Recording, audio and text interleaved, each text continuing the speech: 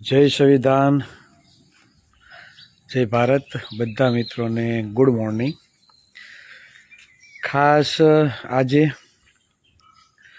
સવારથી જ બધાના SMS, સ્ટોરી, બરાબર, પોસ્ટ, ઘણા બધા સંદેશાઓ આવ્યા છે અને હજી ઘણા ખરા બધા મિત્રોને હજી રિપ્લાય પણ નથી આપ્યો, કેમ કે SMSના એટલા ઢગલા થયા છે કે તેની વાત ન પૂછો.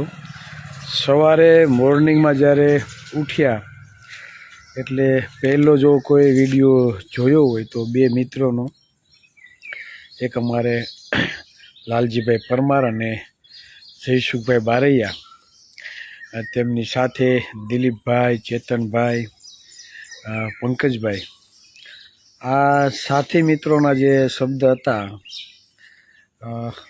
તેનો હું કયા શબ્દોમાં તેનો આભાર માનું એ મને ખ્યાલ નથી, પણ જે પણ મિત્રોનો મારા પ્રત્યે પ્રેમ છે, કદાચ ચિરાગ ઝાલા કોઈ સાહસથી લડતા હોય સમાજ માટે તો એમાં ચિરાગ ઝાલાનો એકનો કંઈ ફાળો નથી. તેમાં મારા તમામ સાથી મિત્રો અને ખાસ કરીને મારા પરિવાર બધાનો ફૂલ સપોર્ટ છે. અને જ્યારે ભાઈબંધોનો ફૂલ સપોર્ટ ના હોય, સુખ દુઃખમાં જો હારે ના હોય તો તમે પ્રગતિ કરી શકો નહીં. પરિવાર તો ઠીક, પણ તમારી સાથે જે મિત્રો અડીખમ જે ઊભા હોય ને તેના સાથ સહકારથી તમે હિંમત કરી શકતા હોવ છો, લડી શકતા હોવ છો, બોલી શકતા હોવ છો અને સમાજ માટે કંઈક ને કંઈક એક્ટિવિટી કરી શકતા હોય. એટલે આવા જે પણ સાથી મારા મિત્રો છે, બરાબર, આજે અઢળક શુભકામનાઓ આપી છે. હજી લગભગ તો હું આજે ઇન્સ્ટાગ્રામમાં કે ફેસબુકમાં કે વોટ્સઅપમાં કોઈને બધાની સ્ટોરી મેન્શન લગભગ કરી શકું એમ નથી, કેમ કે એટલા બધા SMSઓ પડ્યા છે અત્યારે કે દિવસે ને દિવસે લોકોનો પ્રેમ, મારા મિત્રોનો પ્રેમ પણ વધી જાય છે. અને ખાસ કરીને સમાજના લોકોની મારા પ્રત્યે ઘણી બધી આશાઓ લઈને બેઠા છે, પણ તમારી આશા એડે નહીં જાય, એની કંઈ ચિંતા ન કરતા, કેમ કે લાગશે વાર પણ આવશે મજા. એટલે આજે જન્મદિવસ છે, પણ જન્મદિવસ નિમિત્તે મારા બધા કોળી સમાજના જ્ઞાતિબંધુઓ 18 વર્ણને એક સંદેશો આપવા માગું છું, ખાસ કરીને OBC SC ST સમાજના મિત્રોને, કે આજે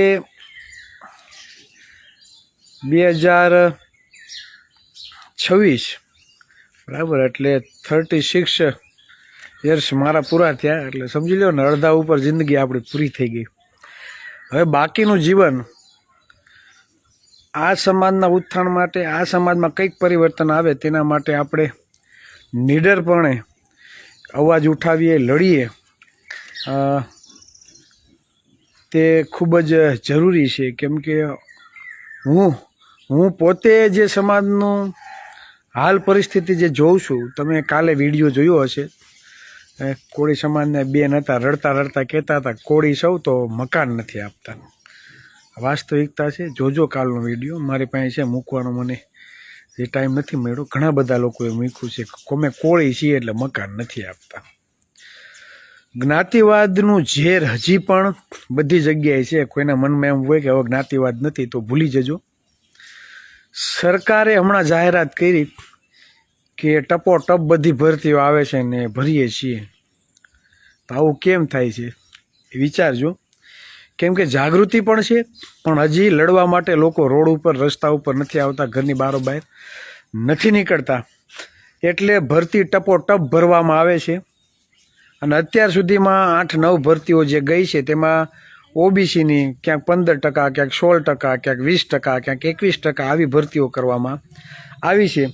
એટલે તમારી જે શૈક્ષણિક મહત્વાકાંક્ષાઓ છે, શૈક્ષણિક જે બાબતો છે તેના ઉપર તડાપ મારવામાં આવે છે. પછી ગામડાની સ્કૂલો બંધ કરીને તમને જે નુકસાન કરવામાં આવ્યું છે, રોજગારી હોય તેમાં જે નુકસાન હોય, બજેટ હોય તેમાં કંઈ નુકસાન હોય, રાજકીય ક્ષેત્રમાં તમારા રાજકીય આગેવાનોને યોગ્ય પ્રમાણમાં પદ નથી આપવામાં આવતું, પછી મુખ્યમંત્રી હોય, ઉપમુખ્યમંત્રી હોય, ગૃહમંત્રી હોય, આ દરેક બાબતો જ્યારે તમે વિચારો ને તો તમે આપણે હજી કૂવાના ડેટકાની જેમ છે, આપણે બહારની દુનિયા જોઈ નથી. મારા બર્થડે ઉપર હું આ વાત કરું છું, એ વાત એટલા માટે કરું છું કે આ સમાજમાં પરિવર્તન માટે જાગૃતિ ખૂબ જ જરૂરી છે. એવા લોકો આવીને બફાટ કરી જાય કે જંગલેશ્વર વિસ્તારમાં અસામાજિક તત્વો અને ગુનેગારોનો અડ્ડો હતો, બરાબર, તો તમે વિચાર કરો ને, 400 મકાન કોળીના હતા, 200થી ઉપર આહિરના હતા, 150થી વધારે માલધારીના હતા, જેના મત નથી. ગામમાં સભ્યમાં ફોર્મ ભરે ને ભાઈ, તમારા ગામમાં સભ્યમાં ફોર્મ ભરે તો સભ્યમાં ચૂંટાઈને ન આવે, અને એ લોકો જો આપણા ઉપર બફાટ કરીને વહી જતા હોય આપણા મતના જોરે, તો તમારે સમજવું પડે આઝાદી પછી આ કોળી સમાજને, આ ઓબી સમાજને શું પ્રભુત્વ આપવામાં આવ્યું છે, શું પ્રભુત્વ આપવામાં આવ્યું છે, વિચારો ને. હું દરખેલે એવું કહું છું કે રાજકીય પક્ષો પ્રાઇવેટ કંપનીઓ બની ગઈ છે, તો તમે જ વિચાર કરો ને. આઝાદી પછી જેના 2% આ ગુજરાતમાં મત છે, 8 વખત મુખ્યમંત્રી બની ગયા. જેના 5 કે 6% મત છે તેના 6 વખત મુખ્યમંત્રી બની ગયા. એમના ગૃહમંત્રી બને, એના ઉપમુખ્યમંત્રી બને, નાણામંત્રી બને, શિક્ષણ મંત્રી બને, સારા સારા ખાતા એની પાસે વહી જાય, સરકારનું બજેટ એ લોકો લઈ જાય, શિક્ષણ ધામ બનાવવા માટે પૈસા આપે, હોસ્પિટલો બનાવવા માટે જગ્યાઓ આપે, જમીન આપે. જીપીએસસી યુપીએસસીની જે મૌખિક એક્ઝામો લેવાય છે ને સિલેક્શન કમિટીમાં એ લોકો બેઠા હોય, તો આપણે શું કરવાનું? આપણે માત્ર પ્રાઇવેટ કંપનીમાં કોકના ભાગ્ય રાખવાના? આપણા બાળકોને આ જ કરવાનું? મેડિકલ ક્ષેત્રમાં આજે તમે જાઓ તો MBBS સર્જન MD બનવા માટે કેટલા રૂપિયાની જરૂર પડે છે, વિચાર તો કરો. તો મજૂરી કામ કરનાર છેવાડાના વ્યક્તિ એના બાળકોને કઈ રીતે મેડિકલ ક્ષેત્રમાં મોકલશે? IAS IPS અધિકારી બનવા માટેનો અવસર તમને મળે છે ખરા? વિચારજો. તમારા તાલુકામાં, તમારા ગામમાં, તમારા જિલ્લામાં કેટલા યુવાનો યુવતીઓ હશે કે IAS IPS અધિકારીઓની તૈયારી કરતા હશે? મળે છે ખરી? યોગ્ય અવસર તમને મળે છે ખરી? ત્યાં મકાન ભાડે નથી આપતા, અહીંયા મકાન ભાડે નથી આવતા, તો તમને IAS IPS અધિકારી બનવા માટેનો યોગ્ય અવસર આપશે ખરા? નહીં આપે મિત્રો. જ્યાં લગી વાસ્તવિકતા તમે સમાજને નહીં આપો ત્યાં સુધી સમાજમાં કંઈ પરિવર્તન આવવાનું નથી. આપણે કોઈના ભાગનું છીનવવા માગતા નથી, પણ આપણા ભાગનું કોઈ છીનવીને લઈ જાય તો એ સહન કરી લેવાનું. આપણે ટેક્સ ચૂકવીએ છીએ, આપણે મત આપીએ છીએ, છતાં મત અને ટેક્સ આપતા હોવા છતાં જો આપણી કોઈ પણ જાતની ગણના થતી ન હોય. હમણાં આવે છે સ્થાનિક સ્વરાજ્યની ચૂંટણી, શું કરશું? 35-40% કે 60% ઓબી સમાજ ટિકિટની લાઇનમાં ઊભા છે. અમને આપો ને ટિકિટ, અમને આપો ને. કાંઈ લોકો ચહેરા ગોતતા છે કે લ્યો ને ચિરાગભાઈ અહીંથી જિલ્લા પંચાયતને આપીએ, તાલુકા પંચાયતની ટિકિટ આપીએ. તમને ટિકિટ આપવા માટે ગોતતા છે કે આ લ્યો ને ભાઈ ટિકિટ લ્યો ને, અને આપણે હડક પદોળા થઈને બધા ધોયડા જાઉં. વાસ્તવિકતા છે. પણ ટિકિટ આપવાનું કામ કોણ કરે છે? રાજકીય સત્તા સાચવવાનું કામ કોણ કરે છે? આ બધી ભરતીઓ બહાર પડે છે, કોણ પાડે છે ભરતી? કોળીનો દીકરો પાડે, આહિરનો દીકરો પાડે, ભરવાડનો દીકરો પાડે? કોણ પાડે છે આ બધી ભરતીઓ? કે હવે આના પોલીસની પૈતી, હવે PSIની પાડીએ, હવે શિક્ષકની કાઢીએ, હવે તલાટીની, બરાબર. આ બધી જે નોકરીઓ બહાર પાડે છે, કોણ પાડે છે? એનો પાડનાર નેતૃત્વ કોના હાથમાં છે? રોસ્ટરમાં કોને ખબર પડે છે? કોઈને ખબર પડે છે રોસ્ટર એટલે શું? આરક્ષણમાં ખબર નથી પડતી તો રોસ્ટરમાં તો કોને ખબર પડવાની? વાસ્તવિકતા છે, સમજો. અને એટલો જ બધો એને જો આપણાથી તકલીફ થતી હોય તો વસ્તી પ્રમાણે આરક્ષણ કરી નાખો ને. જેની જેટલી વસ્તી એટલે એની ભાગીદારી કરી નાખે ને. નહીં કરે, કેમ કે એને તો વસ્તી પ્રમાણે ભાગીદારી મળે છે. વસ્તી પ્રમાણે નહીં, વસ્તી કરતાં પણ વધારે ભાગીદારી મળે છે. એટલા મુખ્યમંત્રી બની ગયા રૂપાણી સાહેબને કોઈ નહોતું ઓળખતું, ભૂપેન્દ્ર પટેલને કોઈ નહોતું ઓળખતું, આવા હર્ષભાઈ સંઘવીને કોઈ નહોતું ઓળખતું, બરાબર.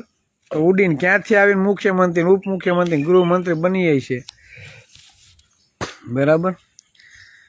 તે તો આપણે તો વિચારતા જ રહી જાય કે એટલે ફલાણા વ્યક્તિને બનાવી દીધો.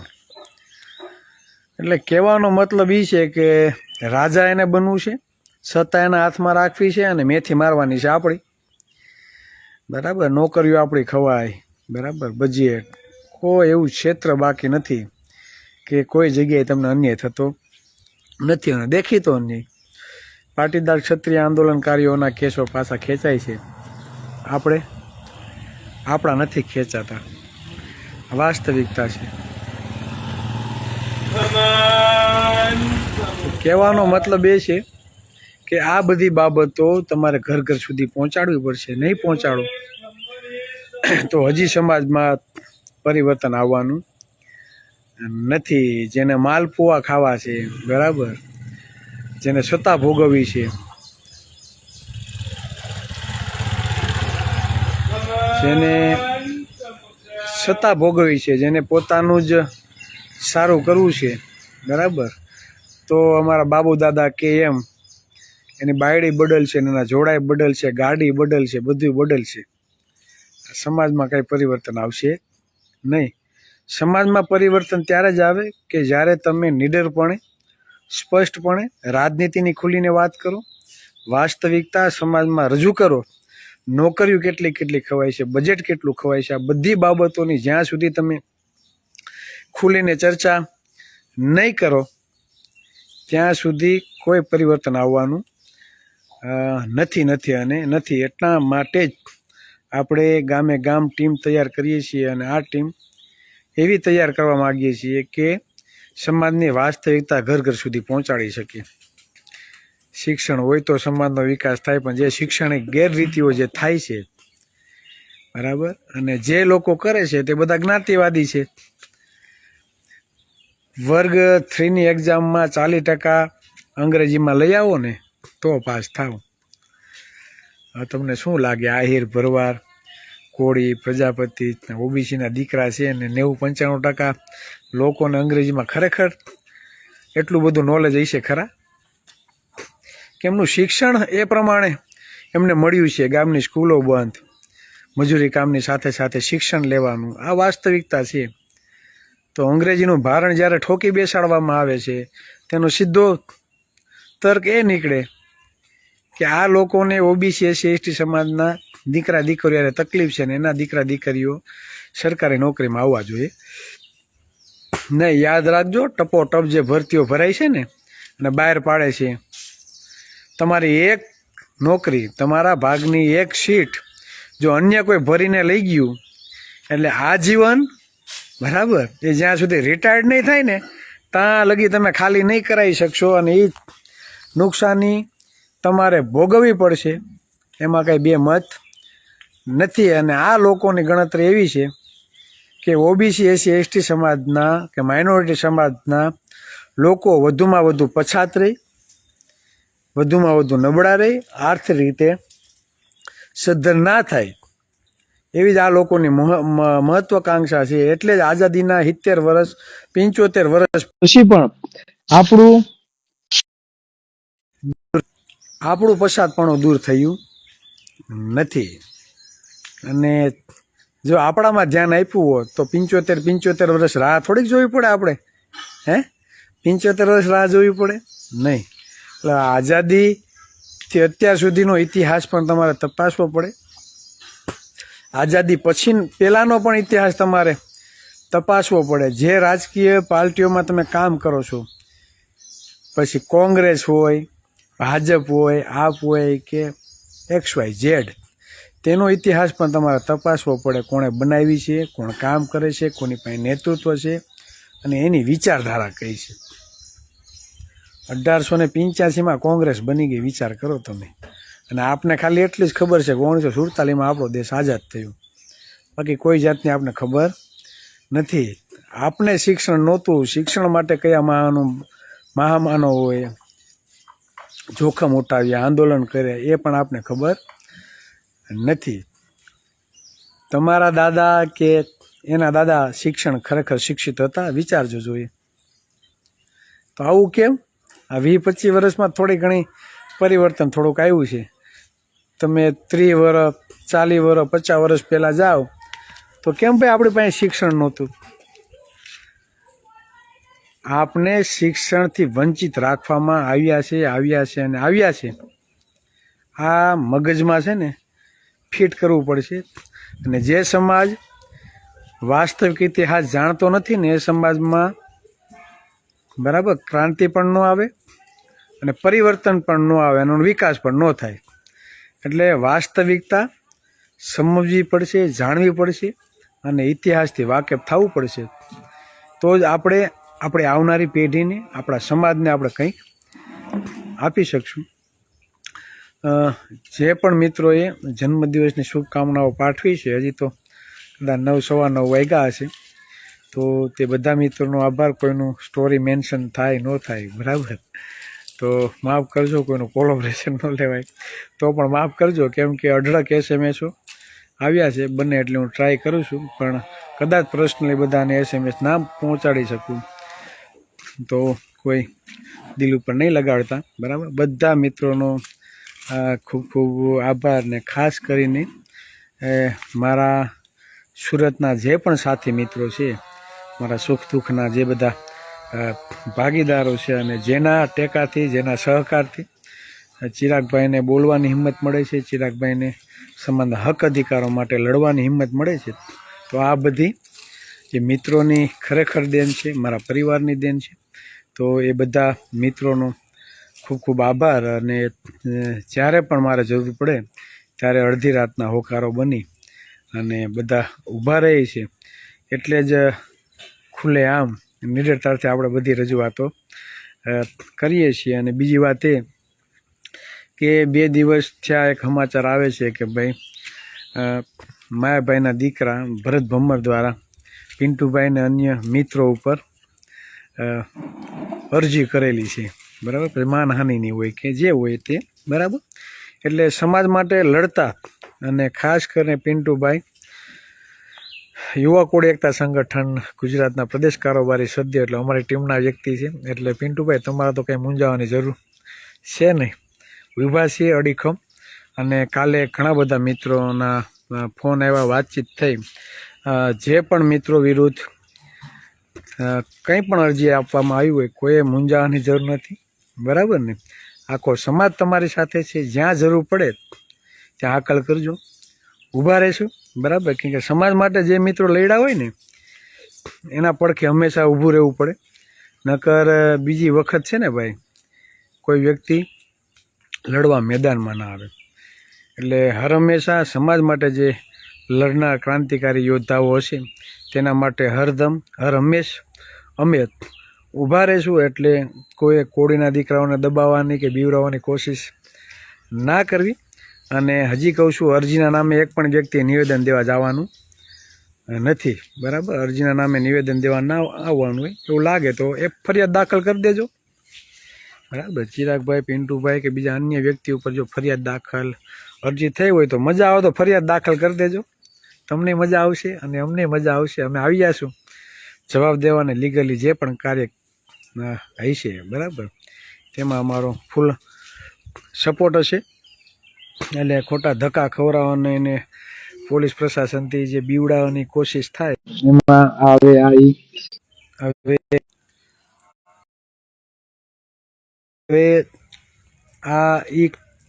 પેલા જે કોળી બચ્ચા હતા એ નથી. આ જે કોળી સમાજના હવે જે નવી પેઢી છે ને હવે જે આ યુવાનો છે ને એ નીડર છે અને પોતાના હક અધિકારો સમજે છે, કાયદો જાણે છે, ક્યાં લડવું ક્યાં ન લડવું, દોસ્ત કોણ છે અને દુશ્મન કોણ છે એની પરખ પણ અમે કરતા થયા છે. એટલે પેલા જેવું નથી કે પોલીસનો ડર હોય, ફોન આવે અને બી જાય, બીજી વખત SMS ન કરે, બીજી વખત બોલે નહીં. આ એ યુવાનો હવે નથી રહ્યા. આ એ યુવાનો ક્રાંતિકારીઓ છે, સંવિધાનમાં માનનારા યુવાનો છે. એટલે લડવાની હિંમત બધામાં પડેલી છે અને લડશું, બરાબર. બસ વધારે વાત નહીં કહેતા, ઘણા મિત્રોના ચાલુ લાઈવમાં ઘણા બધાના ફોન આવી ગયા છે, કટ કરું છું. પણ મળશું અને આગામી દિવસોમાં મીટિંગની તારીખો પણ જાહેર આપણે કરશું અને લડતા રહીશું.